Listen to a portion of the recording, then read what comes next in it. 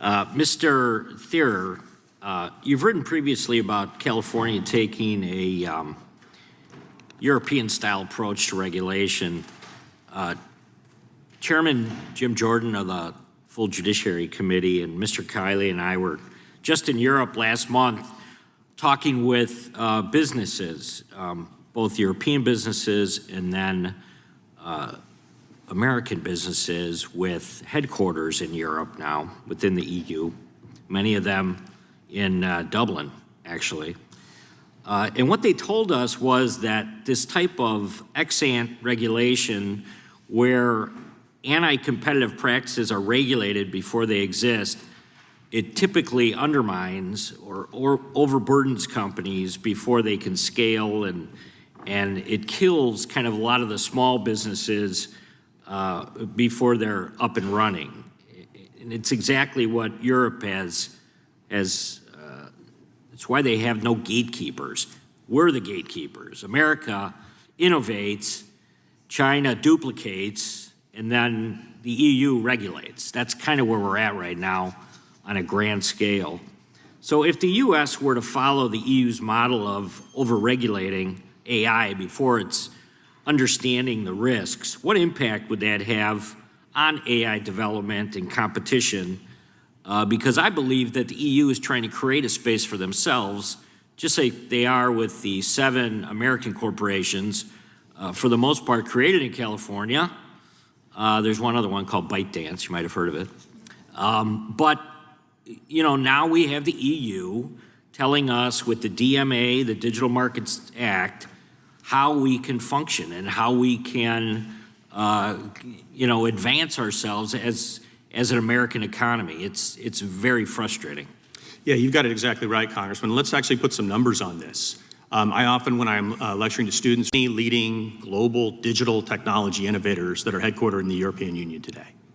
And I'm usually met with silence. There are a couple, but actually 18 of the 25 largest digital technology companies in the world by market cap are American-based companies. Only 2 are European. Most people can't name them. When I ask that question, most people say companies that are now defunct, like Skype. Right. And others. Innovation has died in the European Union. They've committed essentially continent-wide technological suicide with a regulatory model that is based on a sort of guilty until proven innocent mindset, where every single technology or innovation is somehow nefarious and must be bottled up and preemptively regulated. This is why, compared to the past, where the United States and Europe were very, very evenly situated in the early 90s, we went down 2 very different paths. And our path are more pro-innovation, pro-growth paths that really the Clinton-Gore administration unlocked with a Republican Congress in a bipartisan way. That yielded incredible benefits for our nation, which made us the global leader. The household names in digital technology in the European Union today are American companies.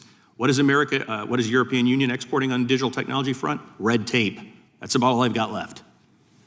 Mr. Fraser, what would be some of the appropriate regulations that states could do a good job on, and then how would we fold that into kind of at the federal level having some oversight? What's your thoughts on that? Yeah, thank you very much for the question, Congressman. I think that dividing authority on the AI development versus AI use threshold is very important. If states want to regulate the use of AI, the application of AI in schools, for example, in healthcare situations, for example, those are instances in which states can truly run experiments because they are finite, they are within their own borders, and they're specific to their residents. But when we see states begin to enact proposals that are going to impact how AI models are trained and developed, that's necessarily going to bleed into other states, raising profound extraterritoriality concerns. So I think that a moratorium in Congress focusing on the difference between AI use and application versus AI development is a very helpful place to begin. What I would also encourage Congress to consider is the creation of a cause of action that allows non-state residents more means to contest the extraterritoriality of different state AI regulations, so that we're not just waiting for California to regulate and just hope no one challenges it, but empowering Americans to say AI is too essential to allow one big state to set the terms for the rest of us. Thank you for that answer. Chairman, before I yield back, I just want to make the comment that, one of the concerns on many different fronts is how do you strike this balance between state development and economies and not seeing an overreach like we have seen here in DC many times. So with that, I yield back.